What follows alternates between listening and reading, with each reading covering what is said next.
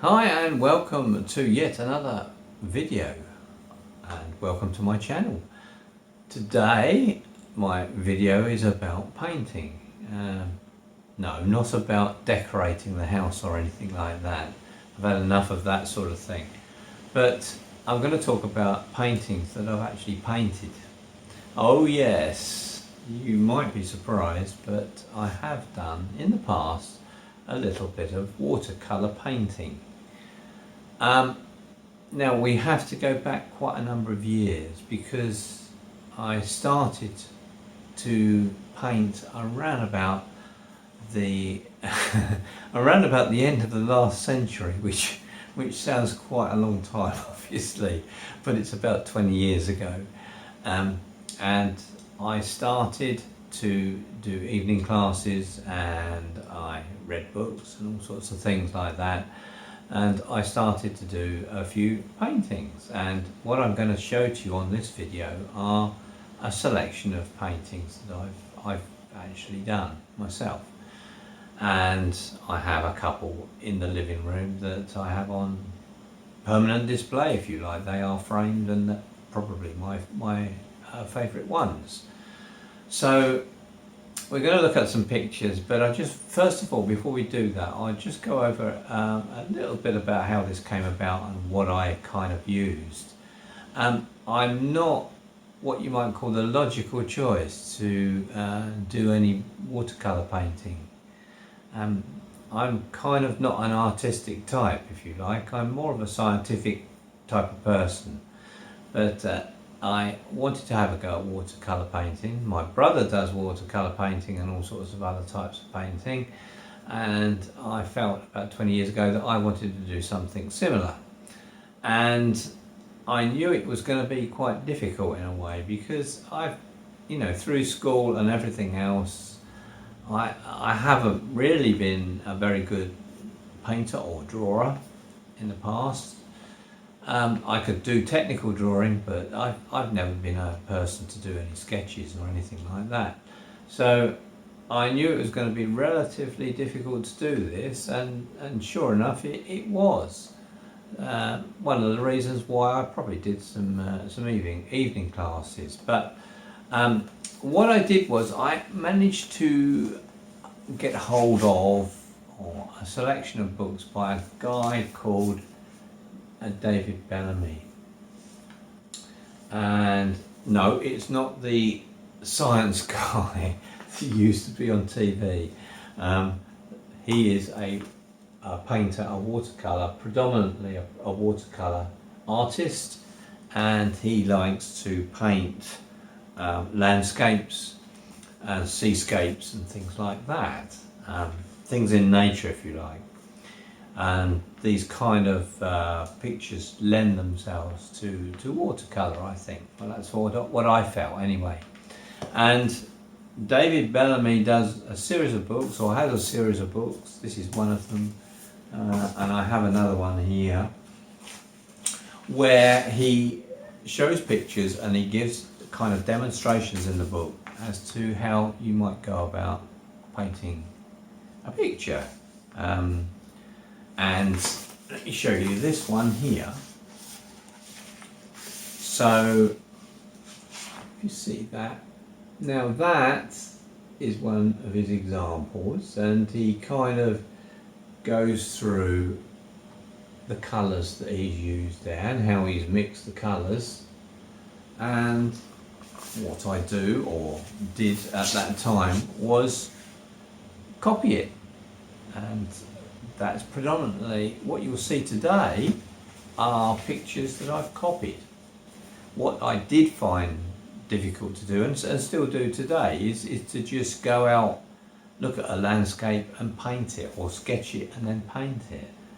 I find this incredibly difficult to do, and so I kind of needed this help. I needed some reference point as to drawing something that's already been drawn and painted, and then have some advice about how these colours might be mixed up and how they might be put onto the paper.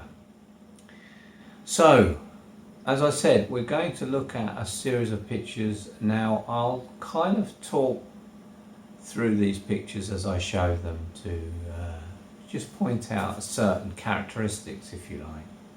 So sit back and take a look at these paintings that I did about 20 years ago. So, first picture. This is the copy that I've taken from that book I show, the picture in that book. I'm quite pleased with this. It sits on my living room wall along with another picture. I like the kind of way that the fence changes from dark to light, this juxtaposition, they call it, I think, in painting. I kind of like to put that into my paintings as much as possible. I think you can see a little bit of it here on the fence, where the fence is kind of light and then it goes to dark. It's a difficult thing to do because you have to use gum on the paper to keep the paint off it, and then once you're ready to reveal the white of the paper, you take the gum off and then you can paint darker shades around it. So various pictures, all really from this artist David Bellamy, various locations and various kind of styles of landscape.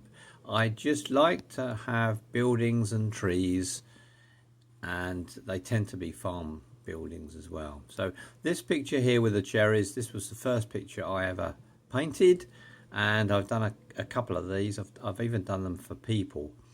Might actually have a try of doing this on video, just to show you how to actually paint this. It's very simple and very effective. This painting, I think I did this at night school. It was from a postcard, I think. So again, quite difficult to do. You've got to make sure that you leave that white there of the paper, especially on the windows where you're painting black but keeping some of it white. You can't paint white in watercolor. It's got to be the paper that you use as your white. That's difficult. Another simple one, of course, in many of these landscapes, it's the sky that's important. If you do a watercolor wash, which is really what this is, the sky is just random. It's just putting paint into wetness and just allowing the paint to run and just create whatever. This is a bit of an oddity because I don't usually do subjects like this, but I kind of had a go at painting I guess this is a blue tit. Yeah, I quite enjoyed this and it came out quite well. I was quite pleased with it. So yes, I don't really do people or animals or things like that. It's landscapes for me, and I have this fascination really of painting buildings and mountains and trees, etc. Again, this one, it's all in the sky. The wash turned out okay in this one and gave quite a nice appealing sky, and that's what really sets things off in landscapes and watercolor paintings. So this one is a seascape, and of course it's a little bit different. I don't particularly like painting the sea. I find that difficult. It is a very difficult subject to paint. In this particular picture, it was the rocks that fascinated me, and I spent quite a lot of time detailing these rocks and colouring them in, creating the shadows, etc., etc. So that's what appealed to me on this particular picture to paint. This subject is just some simple stones lying on the ground. Again, it probably was just an exercise for me, just creating those shades on the rocks, on the boulders there, the shadow and the other detail of the smaller rocks underneath. Again, all of these painted about over 3 years from the year 2000. So not many colours used on this one.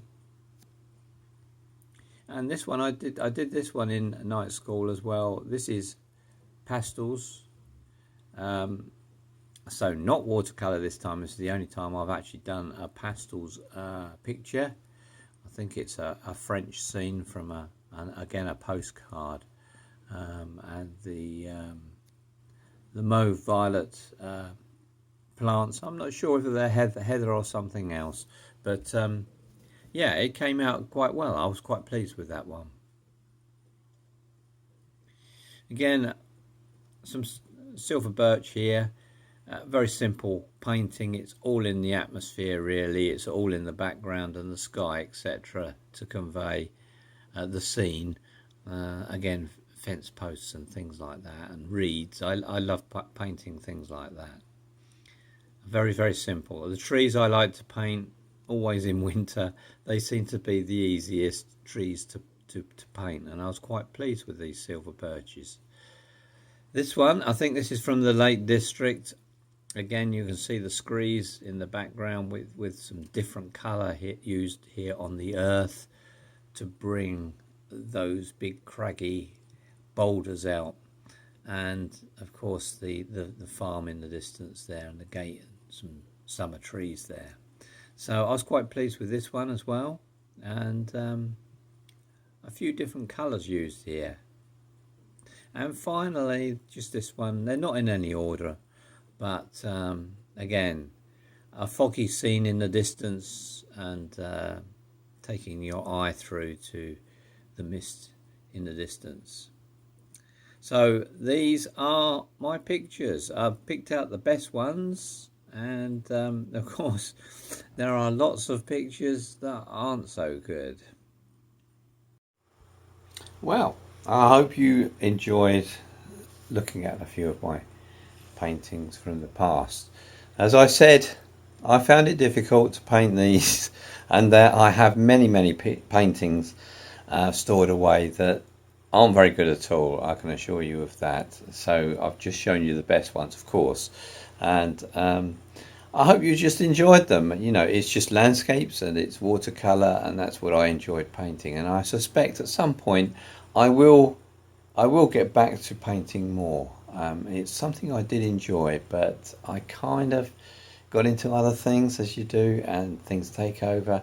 And actually painting, to do something, it does take a fair few hours, and you have to have some sort of dedication, really, to set yourself up to do a painting. At least for me, it has to be planned out, and I have to make sure that I have the time to do it. So that's it for now. So I'll see you on the next video, and so bye from me and take care. Bye for now.